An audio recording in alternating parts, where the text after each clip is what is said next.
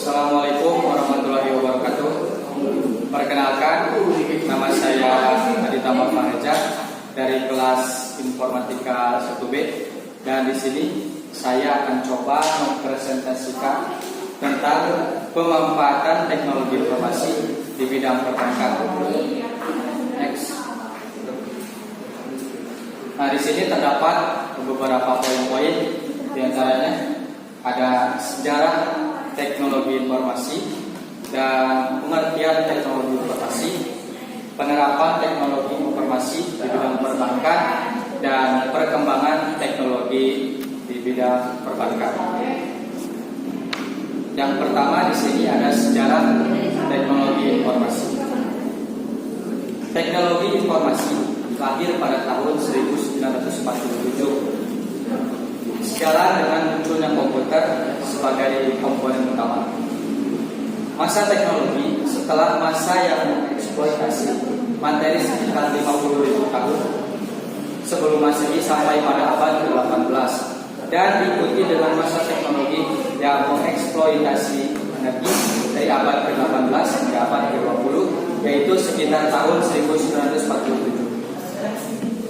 Tidak bisa disangka bahwa teknologi informasi terus-terusan berkembang dengan kemampuan-kemampuan terbaru yang memudahkan manusia dalam melakukan aktivitas.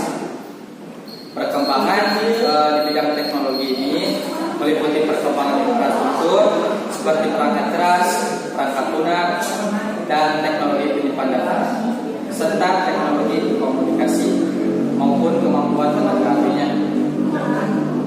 Kemajuan TI sendiri yang tidak bisa dibendung telah memunculkan cara baru bagaimana manusia berperilaku.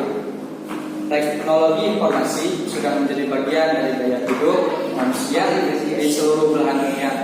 Dengan berkembangnya teknologi informasi, banyak aspek kehidupan yang dipengaruhi seperti aspek ekonomi dan bisnis. Dan mungkin itu tentang sejarah teknologi informasi.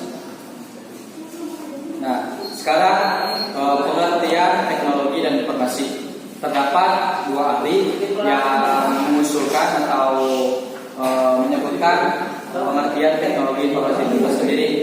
Yang pertama, menurut Hall dan Kerr. Menurut Hall dan Kerr, teknologi informasi adalah seperangkat alat yang membantu manusia bekerja dengan informasi dan melakukan tugas-tugas yang berhubungan pemrosesan tertentu. Sedangkan menurut Williams dan Sawyer, pengertian teknologi informasi itu adalah teknologi yang menggabungkan komputasi atau komputer dengan jalur komunikasi berkecepatan tinggi yang membawa data dan video.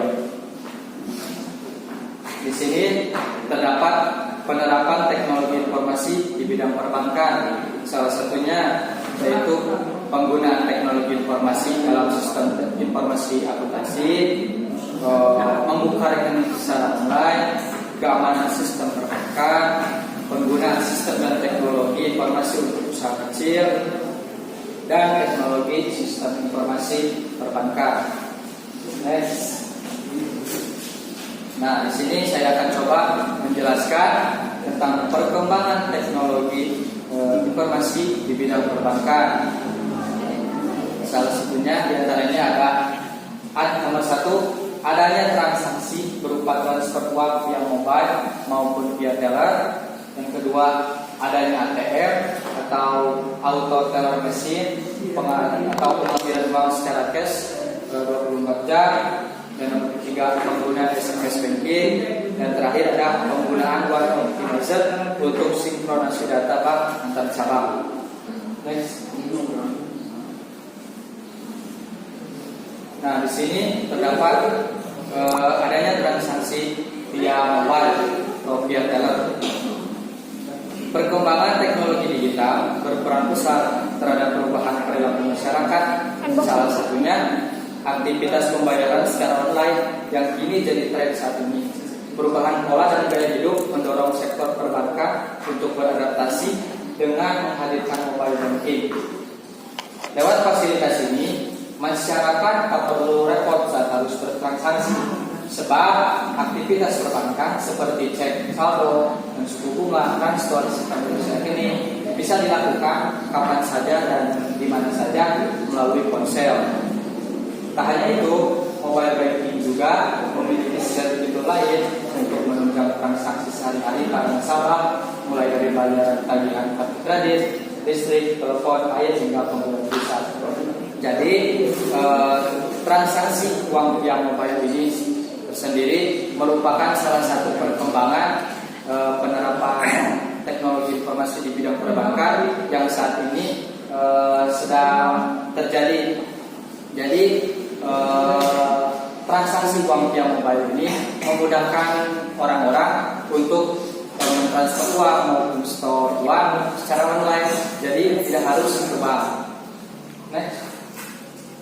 Nah, nomor 2, adanya ATM pengambilan uang secara cash 24 jam.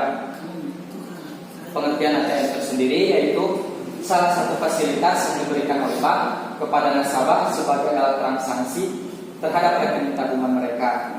Teknologi ini membantu nasabah untuk melakukan penarikan uang atau transaksi non tunai lainnya dengan mudah dan praktis. Nah, jadi perkembangan nomor 2 yaitu adanya ATM. Nah, sekarang jadi tidak usah jauh-jauh untuk mengambil uang atau store uang, tidak harus ke cabang. Jadi pengambilan uangnya bisa di ATM. Nah, ATM sendiri juga ada di lingkungan masing-masing. Next. Yang ketiga adalah penggunaan SMS banking. Nah, SMS banking adalah layanan transaksi perbankan yang dapat dilakukan nasabah melalui telepon seluler atau ponsel dengan format short message service atau yang dikenal dengan SMS. Nasabah dapat mengirimkan SMS dengan cara mengetik SMS sesuai dengan format SMS yang telah ditentukan ke nomor telepon bank untuk melakukan transaksi. Format SMS berbeda-beda berdasarkan format yang telah ditentukan oleh masing-masing bank.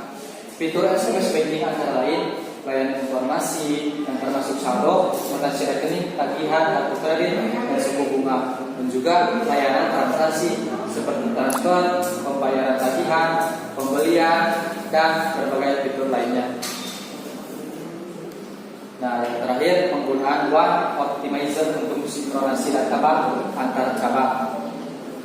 Sinkronasi data bank antar cabang memang membutuhkan koneksi yang stabil, terutama ketika melakukan pengiriman aplikasi dan data. Ketika perusahaan, khususnya bisnis perbankan, menggunakan one optimizer, maka pengiriman aplikasi dan data bisa berjalan baik. Seringkali masalah keterbatasan bandwidth dan latensi juga menjadi ancaman yang dapat menghambat koneksi jaringan internet di perusahaan. Nah, di sini One Optimizer akan berfungsi sebagai akselerator yang dapat menjadi penyeimbang dan berbagai jaringan. Dengan demikian, bandwidth dapat digunakan sesuai kebutuhan dan masalah keterlambatan pengiriman dapat teratasi. Nah, jadi kesimpulannya untuk perkembangan teknologi informasi di bidang perbankan ini yaitu perkembangan teknologi informasi perbankan dari masa ke masa terjadi perkembangan yang begitu pesat. Namun perkembangan itu sendiri ada sisi negatifnya.